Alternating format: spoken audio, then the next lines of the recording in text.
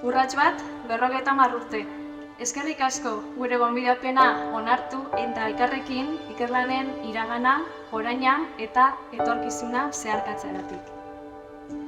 Etxe barruan ilusio handiarekin antolatu dugun ekitaldia da hau, orain dela 50 urte eman genuen lehendabiziko pauso hura obratzeko, eta bihotzez eskertzen dizuegu gure ilusioarekin bat egiteagatik.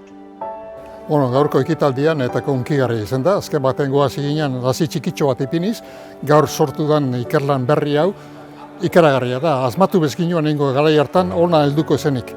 Da hori pozgarria da benetan. Ez da gainera ikusi bakar nola heldudan, bai nola heldudan, gaztetasunakin eta beti berriztatzen ari dana. Ez 50 urte pasaudia, baina urte bi bezala jarraitzen dute honek. Eta horretako pozgarria da.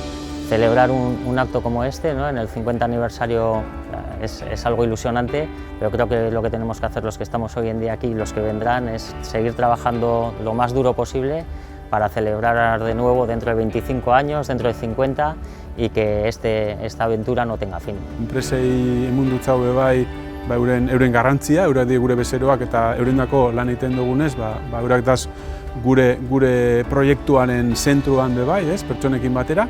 Eta hor, euren ikuspuntua teknologiaren bilakaren inguruan, ez?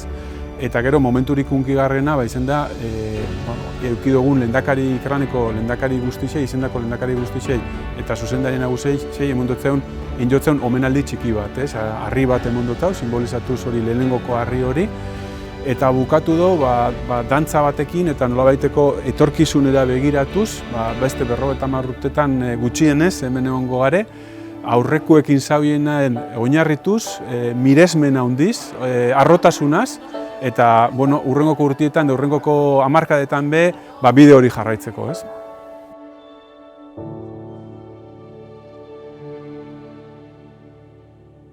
Urrats bakoitzak, urrats askoren, historia